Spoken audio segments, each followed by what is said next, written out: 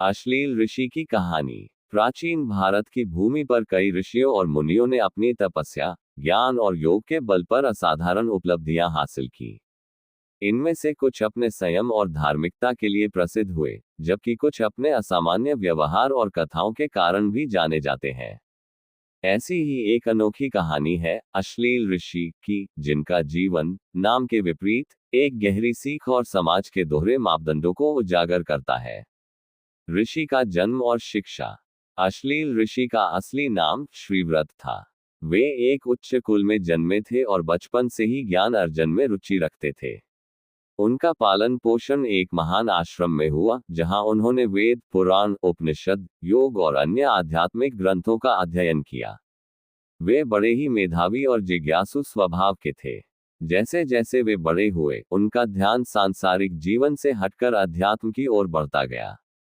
वे ब्रह्मचर्य का पालन करने लगे और कठोर तपस्या में लीन हो गए।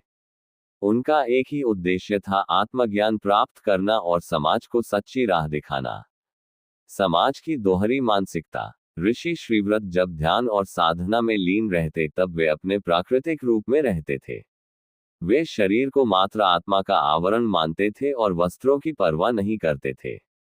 उनका मानना था कि जब आत्मा पवित्र है, तो शरीर को ढकने या सजाने की कोई आवश्यकता नहीं है। लेकिन समाज को यह स्वीकार्य नहीं था। लोग उनकी नग्नावस्था को अनुचित और अश्लील समझते थे। वे उनके इस व्यवहार को लेकर उपहास करने लगे। कई बार उनके आश्रम में लोग सिर्फ ये देखने आते कि वह किस प्रकार रहते हैं। धीरे धीरे उनका सम्मान अश्लील ऋषि के नाम से किया जाने लगा, जबकि वे अपने कृत्यों में कोई अश्लीलता नहीं देखते थे। राजा का आना और चुनौती। एक दिन उस राज्य के राजा को ऋषि श्रीव्रत के बारे में पता चला। उन्होंने सुना कि एक ऋषि बिना वस्त्रों के रहते हैं और लोग उन्हें अश्लील कहते हैं। राजा को यह व्यवहार अनुचित लगा और उन्होंने ऋषि से मिलने का निश्चय किया। राजा अपने सैनिकों और दरबारियों के साथ ऋषि के आश्रम पहुंचे। उन्होंने देखा कि ऋषि ध्यानमग्न थे, उनका शरीर सूर्य की किरणों से चमक रहा था और उनके चेहरे पर अपार शांति थी। राजा ने उनसे कहा, हे ऋषि, आप एक महान तपस्वी हैं, फिर भी समाज आपको अश्लील कहता है। क्या आपको इस बात की चिंता नहीं होती? ऋषि ने मुस्कुराते हुए उत्तर दिया, राजन, अश्लीलता देखने वाले की आंखों में होती है, मेरे हृदय और आत्मा में नहीं। जब एक नवजात शिशु बिना वस्त्रों के जन्म लेता है, तब कोई उसे अश्लील नहीं कहता। जब पशु पक्षी बिना वस्त्रों के विचरण करते हैं, तब उन्हें कोई बुरा नहीं मानता। फिर मनुष्य, जो सबसे बुद्धिमान प्राणी है, क्यों केवल बाहरी वस्त्रों से किसी की पवित्रता को आंकता है? राजा चकित रह गए। उन्हें ऋषि की बातें समझ में आई, लेकिन उन्होंने एक परीक्षा लेने का निश्चय किया। परीक्षा और ज्ञान की विजय। राजा ने दरबारियों से कहा कि वे सुंदर स्त्रियों को भेजें, जो ऋषि को विचलित करने का प्रयास करें। उनका उद्देश्य ये देखना था कि क्या वास्तव में ऋषि कामनाओं से परे हैं। जब सुंदर स्त्रियां वहां आईं और उन्होंने मोहक वेशभूषा धारण कर नृत्य करना शुरू किया, तब भी ऋषि अडिग रहे। उनका मन कहीं विचलित नहीं हुआ। उन्होंने राजा से कहा, राजन, ये संसार मोह माया का जाल है। जो व्यक्ति इस जाल में फंस जाता है, वह जन्म मरण के चक्र से मुक्त नहीं हो सकता।